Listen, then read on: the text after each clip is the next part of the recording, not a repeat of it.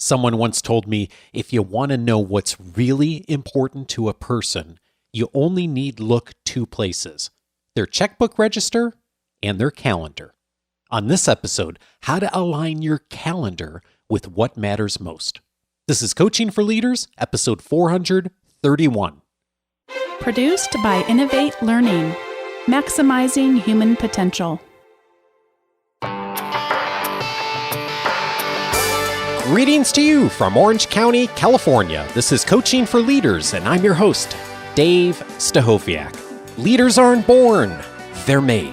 And this weekly show helps you discover leadership wisdom through insightful conversations. And of course, as leaders, one of our calls, not only for ourselves, but for others, is to use our time effectively. And on a practical level, aligning our calendar with what matters most, not only for ourselves and our careers, but of course for the priorities of the organization. And even though we all know that that's such an important thing for us to do, we all struggle with it. I know I do on a daily basis, a struggle with really making that alignment work for us and for others. Today, our guest is going to help us to really do this effectively, someone who has a ton of success in business and in leadership, but also has the research to back up so much of the practical steps he's going to teach us. I am glad to welcome Nir Eyal to the show. Nir writes, consults, and teaches about the intersection of psychology, technology, and business. The MIT Technology Review dubbed Nir the prophet of habit-forming technology. Nir founded 2 tech companies since 2003 and has taught at the Stanford Graduate School of Business and the Hasso-Plattner Institute of Design at Stanford. He is the author of the best-selling book, Hooked: How to Build Habit-Forming Products, and his new book, Indistractable: How to Control Your Attention and Choose Your Life. Nir, I am so glad to welcome you. Thank you. It's great to be here, Dave. So I was diving in on this book, and there's so much we could discuss. And the thing that came up for me was you quoting Seneca, the Roman Stoic philosopher. And the quote from him is, "People are frugal in guarding their personal property, but as soon as it comes to squandering time, they are most wasteful of the one thing in which it is right to be stingy." Tell me more about what that quote says for you. Absolutely. Yeah. So it really talks about the essence of why I wrote Indistractable, which is trying to answer this age-old question that philosophers have been trying to figure out for as long as recorded history almost. We have not only Seneca, but we have Aristotle and Socrates debating the nature of akrasia, this tendency to do things against our better interests. And so, it's interesting these days when we think that distraction and technological addiction and all the things that pull us off track are somehow new because of these technological distractions. And in fact, nothing could be further from the truth. That figuring out this riddle of why do we do things against our better interest was really fascinating to me, because the fact is, when you read most self-help out there, you already know what to do, right? Yeah. You know that a chocolate cake is not as healthy as a healthful salad.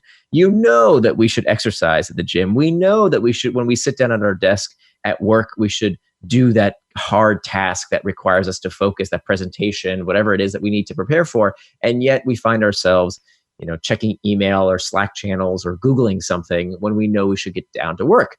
Why? Why don't we do what we say we're going to do? And so that's really the big question when it comes to Indistractable is how do we become indistractable? Now, indistractable does not mean never getting distracted. Indistractable means, by definition, it's a word I made up, so I get to make up the definition. That's the best part of a word you make up. Right, exactly. That's the poetic license here. Being indistractable means striving to do what you say you're going to do. And it's interesting because, most people that you meet out there are honest with others, right? They don't stand other people up. They do what they're going to do with other people. By the way, this is really the secret to professional success, is just do what you say you're going to do. Be a trustworthy person, have integrity. But when it comes to personal integrity, why do we lie to ourselves? Why don't we do what we say we're going to do? And so for me, this whole question really piqued my interest when I found myself getting distracted. So my last book was called Hooked: How to Build Habit-Forming Products. And it was this book about how we can use technology to create healthful habits in people's lives. But I also understand the deeper psychology behind how unhealthy habits arise in people's lives. And so I found that I was getting distracted in my life, and I wanted to know why. And so I read every book on the topic that I could possibly find about time management and focus and distraction and technology addiction. And they all basically said the same thing: get rid of your devices, right? Get rid of all the distractions. And I tried that, and it didn't work. The fact is, I need these tools for my livelihood. I mean, there's so many people that I would not connect with, so many friends that I wouldn't stay in touch with were it not for these technologies. I love them.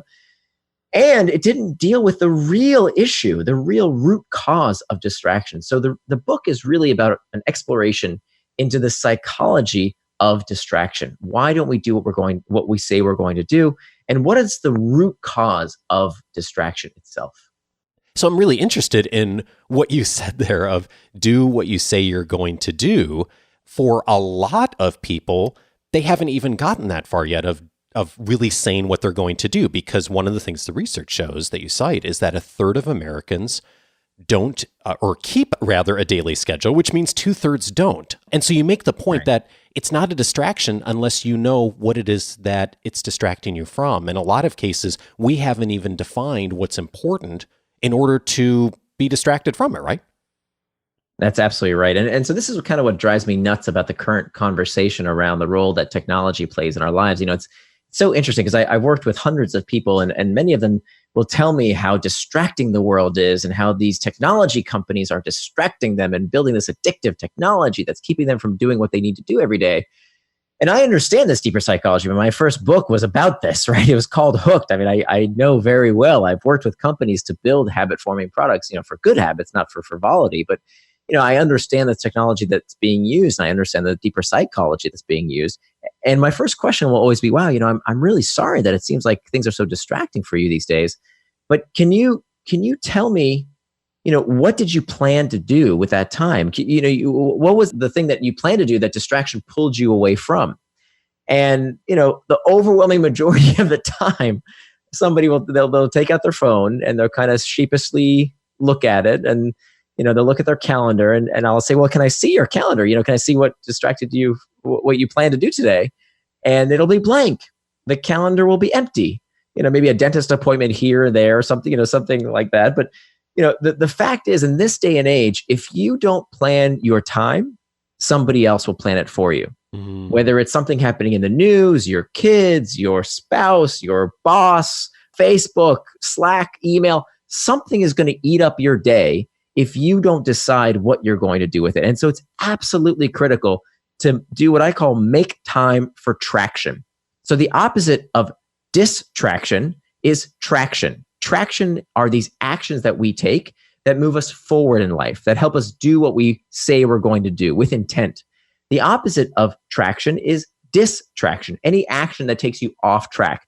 And so, you know, what we see today is that a lot of people make this simple conclusion that it's the technology that's distracting me, right? But in fact, if you plan time for those things, if you plan time to check Facebook, to watch Netflix, to, you know, watch the big game on TV, whatever it might be, it's no longer a distraction. It's traction, because it's what you planned to do with your time. So I'm not one of these people who makes these, you know, moral statements that, you know, spending your time with some things is okay, but spending your time on other pastimes is somehow bad. No, it's only a distraction if it took you off track from what you intended to do with your time. A lot of folks, when they're thinking about getting better at this, they start keeping task lists. And almost everyone I know runs a task list for something, or they run their day off a task list. What's the trouble with using a task list in order to define what's important?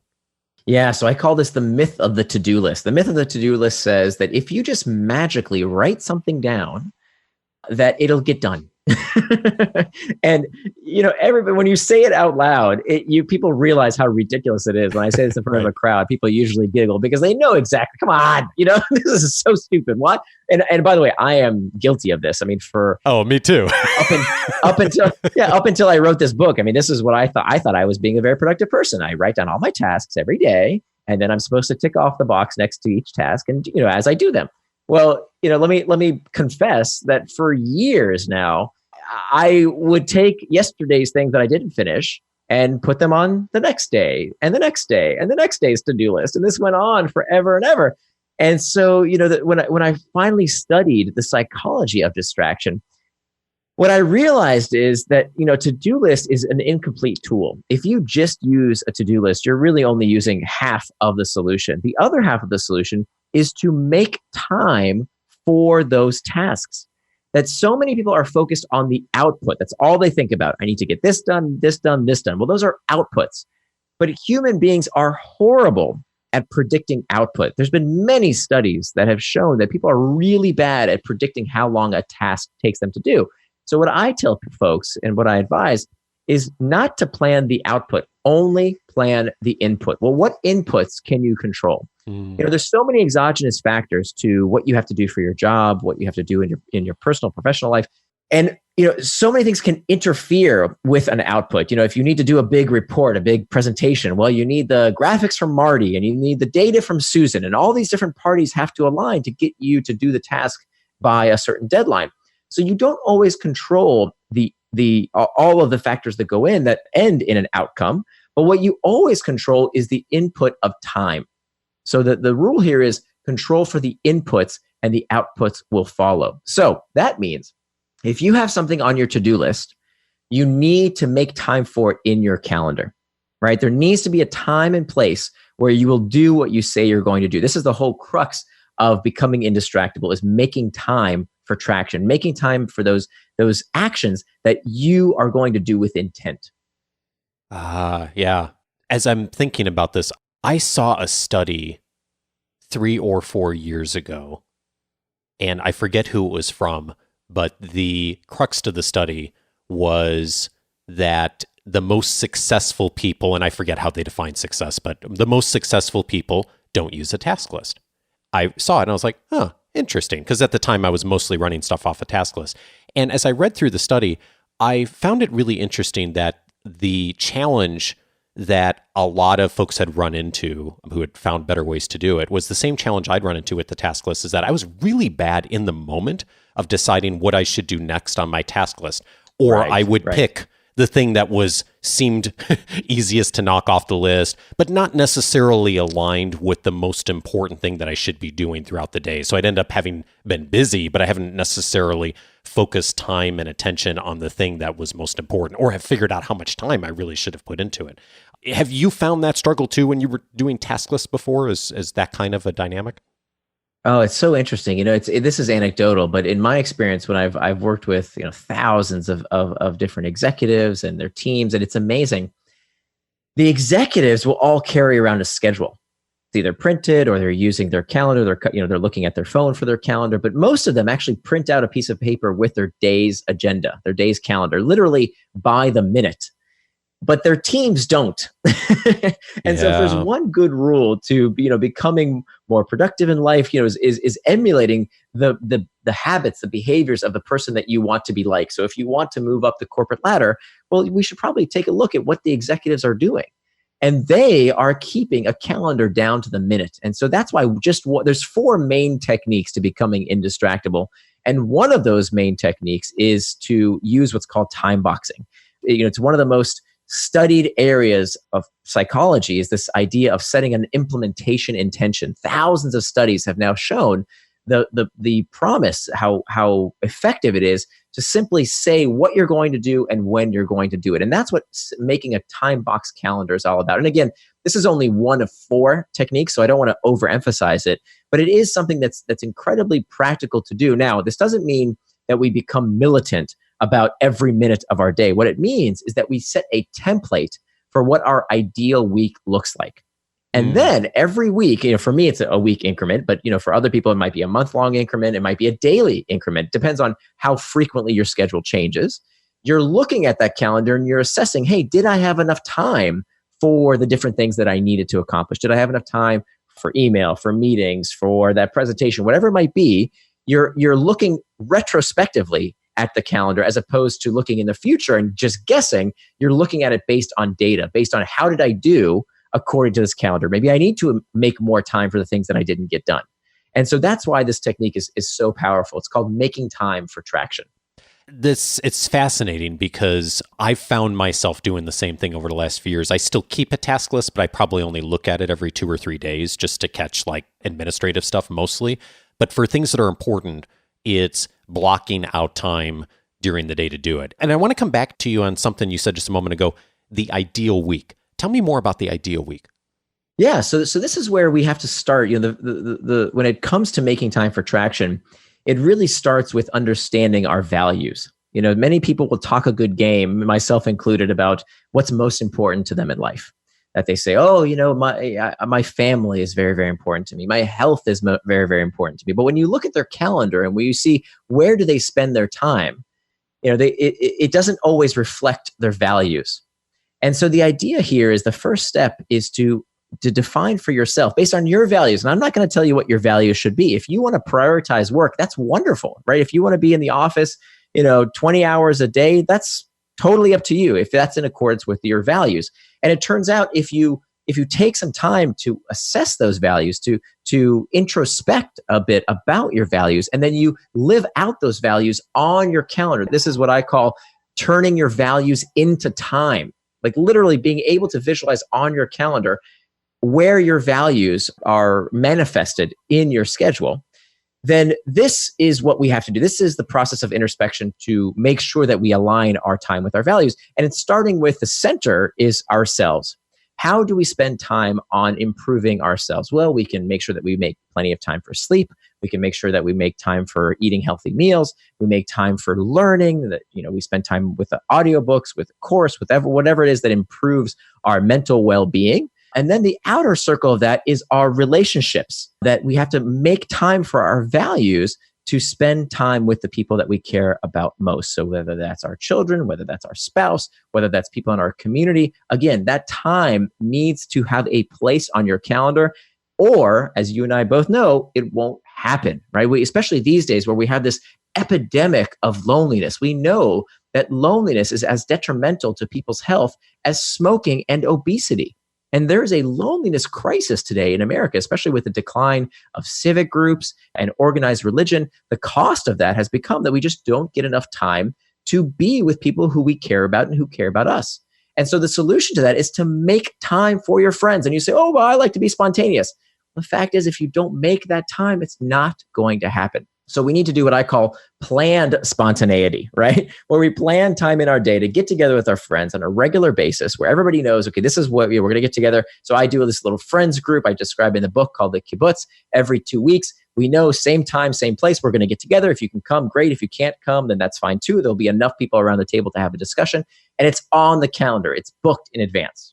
And then finally, when it comes to our workplace, this third circle, right? So in the center is you. Around that is relationships. Around that is your workplace. And this is where most people spend the majority of their day.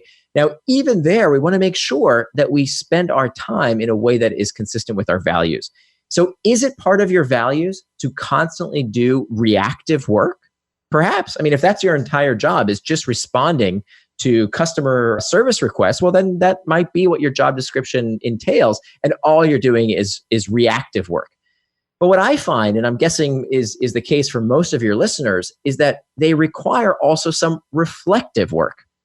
And if we don't make time for that reflective work, all we're doing all day long is reacting. Between reacting to emails and reacting to meetings, we don't make time to actually do the kind of thinking that is required for creative problem solving. In this day and age, when so many jobs are being mechanized away, right? That artificial intelligence and robotics are, that we know what's in store for us, that all of the rote jobs of the future will be mechanized away. And so the only jobs that will matter and that humans will continue to be needed to do are the ones that require ingenuity and creativity. But we can't be creative. We can't design new solutions if we don't have time to think. And people in general don't make time to think. They don't make time to strategize about their life, about their business, about how they can succeed. It's amazing how many people will run to a book or to a guru or to a seminar when they could get so much out of their lives by just sitting down and thinking. Yeah. Writing down what you're processing in your mind. It's an incredibly valuable tool, but we don't do it unless we make time for it. And like you said earlier, if you don't plan your time, someone else will plan it for you. So if you're not going to take that lead, someone else is going to crowd into that time for sure. I'm curious how you do this, Nir, for yourself. When you sit down, I assume weekly or maybe monthly, and do that time blocking, how do you make decisions? I mean, I'm curious what it looks like logistically for you, but I'm also curious, like, how do you make decisions on how much time you're going to block on a particular day for a particular activity? Yeah, so I'm actually looking at my calendar on my screen right now, so I can walk you through it. So for me, I wake up every morning at 7 a.m. I have breakfast from about 7:15 to 8 a.m. with my family. I'm in charge of making breakfast for my family. Then I work out for an hour. Then I write for 2.5 hours. Then I have lunch. And then the afternoons change day by day. So Mondays is what I call message Mondays, where I batch all the non-urgent emails I get, and it reduced my time spent on email by about 90%. So Mondays are for our message Mondays. And then Tuesday, Wednesday, Thursdays are typically meetings. So I reserve that time for meetings, for phone calls, for things like that. And then Fridays are my afternoons where I have time with my daughter. And I even plan out my weekends, all right? Because again, it sounds like a lot of work. It sounds like I'm being very anal about how I spend every minute of my day. But the fact is, this is a template. And so once I've set up that time, and I can actually give you a free tool to do that on my site, that it's a free scheduling tool that you can actually use to do this once, and then it saves it so you can come back to it next time and make small adjustments to it, is that, also in my calendar is 15 minutes every Sunday where I sit down and I look at the next week's calendar and I assess, hey, what didn't I have enough time for last week, or what particular instances are coming up in the week ahead that I might need to adjust accordingly. Do I need a little bit more time here, a little bit less time there? So I'm tweaking my calendar, as opposed to, I'm not making a brand new fresh calendar every week. So it only takes me about 15 minutes to keep it updated from week to week. I do almost the exact same thing you do. And the criticism I hear when I share that model with others, and I'm sure you've heard it too, is I don't want to live my life like I'm always on a schedule or an agenda. I want more freedom. When you hear that from people, how do you respond? Hey, look, if you don't have a problem, then this might not be for you, right? If you feel like you are doing everything you want to do in your life, if you feel like you are living to your utmost potential, if you feel like you spend enough time fully present with your kids and on your work and on your health and on your body, then bravo, that's great. I don't know how to do that without forethought. Because if you don't do that to these days, the fact is technology has gotten so good at distracting you. Not only, Facebook and Instagram and Slack and email, but, the news. We think, I'm a good citizen. I should keep updated on what's happening with national politics and news. That's can be a distraction. What's a great show on Netflix, of course, can be a distraction. Even a colleague stopping by your desk to say, hey, what's going on, Dave? Can we chit chat for a little bit? All of that stuff, it's not necessarily that it's bad, but the fact is, if you don't time box, if people can come in and steal your time whenever they damn well please, then I don't know any other way to live the kind of life I want, to live up to my values, to be the kind of person I want to be, unless I make time for it. And I think part of it is that we need to shift our perspective a little bit. People think that constraints are a limitation to being their best. And it's actually the exact opposite. That if you think about, as an author, I can tell you the worst thing in an author's life is a blank page. Mm-hmm. Once we have an outline, once we're going on a path, it's much, much easier. It's the blank page. If you talk to a painter, the worst is the blank canvas.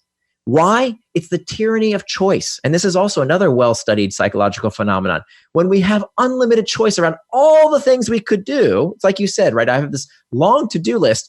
Now I'm expending cognitive energy on deciding what I should do, as opposed to when it's in my schedule, when it's in my calendar, there's no more guesswork. I know that to live up to my values, I just need to follow the plan. We had a guy on the show a few years ago named Mark Barden who wrote a book called A Beautiful Constraint. And the research is like super solid on this too, that it turns out the more constraints you have, generally speaking, the more creative you are in how you Right. move forward. And it's exactly what you just said of that dynamic. It's fascinating. And to be honest, it's so reinforcing, right? To finish a day looking at your schedule and to say, whoa, I did what I said I'm going to do. That is one of the best feelings. I mean, it's about integrity, to look at yourself and to know that you kept your promises to yourself is a high, right? It's no exaggeration. It feels so awesome. And I feel bad for people who haven't experienced that. And I know there's no way you can experience that unless you plan your day, unless you become indistractable. I know there are people listening who are just nodding their heads and saying, yes, it's exactly what I'm doing, or I'm working toward this. And I know there's also folks listening who are thinking, this is not something I can do in my organization. My time is not my own. I am pelted with meetings from senior management and from customers and from peers. To those you run into who feel like they don't have the ability to take command of their schedule and to do the time boxing, where do you invite them to start? The fact is, I've worked at some very big companies. I've also helped start some startups. And I will tell you that the techniques that I just described are absolutely useless without an environment that respects people's time. When I dove into the research around what causes distraction at work, why do people not perform at their best? Why is it that we seem to be accomplishing less and less, even though we're more connected than ever? What I found was that my original hypothesis was completely wrong. I thought that technology had kind of ruined the modern workplace, that the fact that we're all on Slack, the fact that we have constant connection through our cell phones, the fact that we're constantly emailing each other, that's why it seems like we can't do focused work anymore. And my apple cart was completely overturned, because what I found in my research is that there is not a correlation between how much technology a company uses and how distracted people are at that company. That in fact, what I found in my research is that distraction is a sign of dysfunction. It is the skeleton in the closet in an organization that indicates a dysfunctional company culture. And so this is a breakthrough for me, because I've worked at many companies I've worked with and at several companies, and it really rang true once I started to understand this research. That it started for me when I uncovered this research by two psychologists by the name of Candy and Stransfield, and they did this amazing study where they actually found that there are two conditions in a workplace environment that cause, not just correlated, but actually they've shown a causal relationship with workplace anxiety and depression disorder. So they found that two conditions actually make people crazy at work. Okay. And that sparks what's called an internal trigger. An internal trigger is an uncomfortable emotional state which we seek to escape. And the way people escape these feelings of depression and anxiety is through distraction. And those two conditions, so what are these? What's at the root of the problem? It's not technology. The root of the problem are these two workplace conditions that simultaneously lead to anxiety and depression disorder. They are a workplace environment where the worker has high expectations simultaneously with low control. So if you have high expectations, but you can do something about it, you don't get any of these negative effects. But if you have high expectations and low control, the confluence of those two factors literally leads to anxiety and depression disorder. And so when you have that type of work environment, there is no other relief valve. The relief valve to that stress, anxiety, and depression is feeling like you have control over something. I'm going to send one more email. I'm going to keep checking my Slack channels. I'm going to constantly be pinging people. And so what we find is that these organizations with a high level of expectations and low control, people are essentially making work. They are creating more work for each other through this cycle of responsiveness, is what it's called, where the technology is the facilitator of this constantly on cycle of responsiveness, where people are constantly checking, constantly distracted, but it's not the root cause. And so I profiled two companies, one that doesn't have a problem with distraction and yet is steep with technology, and that's Slack, right? This company, it's a group messaging service. I'm sure many of your listeners use it, group chat service, that many people blame for keeping us distracted. Turns Right. out at Slack, they don't actually have this problem. The other is a company that used to have a huge problem with distraction and now has solved that problem. And that company is the Boston Consulting Group. And I talk about this case study of how they tackled this problem of distraction by changing their corporate culture. And there's a lot more to that, but I don't want to drone on forever here. No, this is fascinating. Have you met or do you know of David Marquet's work, the book Turn the Ship Around? Yes, I met him. Yes. Oh, I know you him. did? Oh, cool. So he's been on the show a couple times. And what you just said is exactly what he found in his work commanding the ship and having some miraculous turnaround was, he says, employee engagement, you're just giving lip service to it unless you give people ownership. And his whole thing is giving people ownership over what they can do and empowering them.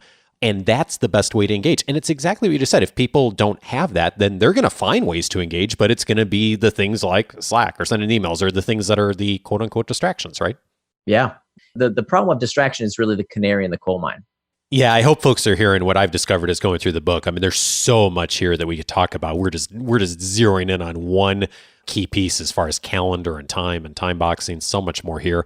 So the book is available now. So it'll actually be launching tomorrow from this episode airing.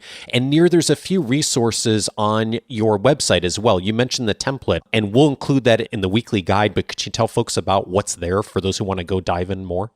Absolutely. Yeah. So at nirandfar.com. So Nir spelled like my first name, Nir, nirandfar.com/indistractable, which is the title of the book, Indistractable. And there you will find all kinds of resources. So not only will you find a scheduling template that can help you make your own time box calendar, there's a distraction tracker. There's all kinds of tools that you'll get there, including resources, many of them free online resources that help you actually put distraction in its place so that we make sure that we can get the best from technology without letting it get the best of us. Awesome. So we'll get everyone over there for those of you who are looking for the resources. And Nir, I got one more question for you. Leaders are always learning and growing, and you have led companies, you've sold companies, you have taught, you have been a writer. As you've gone around speaking to people over the last couple of years and implementing so many of the things you've taught, what have you changed your mind on? So I would say, just because we've been on the topic of distraction, something that I think I've really changed my mind about is this idea that distractions happen to us. And in fact, what I've learned over the past 5 years of studying the deeper psychology of distraction, what I've learned is that distraction starts from within. That we are constantly cued by both external triggers and internal triggers. External triggers are those pings, dings, rings, the things that prompt you to action outside of us. And they can certainly lead you to either traction, the things you want to do. So for example, if you get a ping on your phone and it tells you, hey, don't forget to go work out, or you're meeting someone for lunch, that can help lead to traction. But we also know, of course, that all those external triggers can lead to distraction, right? If it's taking you away from a conversation with a friend or interrupting you during a business meeting, that can lead to distraction. So those are the external triggers. What I don't think I appreciated before I wrote this book was how powerful the internal triggers are. And the internal triggers are these uncomfortable emotional states that we seek to escape. And it actually drives all human behavior. The psychology community used to believe, and most people out there still believe, that human behavior is driven by two things: the pursuit of pleasure and the avoidance of pain. This is Freud's pleasure principle. And it turns out that's not true. That in fact, neurologically speaking, all human behavior is motivated by a desire to escape discomfort. So that means if all human behavior is motivated by a desire to escape discomfort, and you know this to be true, it's called the homeostatic response. If you think about physiological sensations, right? When you're cold, that's not comfortable, you put on a coat. When you feel hunger pangs, that's not comfortable, you eat. That's physiological sensations. The same thing happens to our psychological states. When you feel bored, you check the television. When you're uncertain, you Google. When you're lonely, you check Facebook. So all of these things are triggered by these internal triggers. And so what this means is if all behavior is motivated by a desire to escape discomfort, that means, and this was my big conclusion, that time management is pain management. That in order to make sure that we do what we say we're going to do, we have to understand the emotions, the feelings that pull us off track. Distraction starts from within. That's something I've changed my mind about. The book is Indistractable: How to Control Your Attention and Choose Your Life. Nir Eyal, thank you so much for your wisdom. My pleasure, Dave. Thanks so much for having me.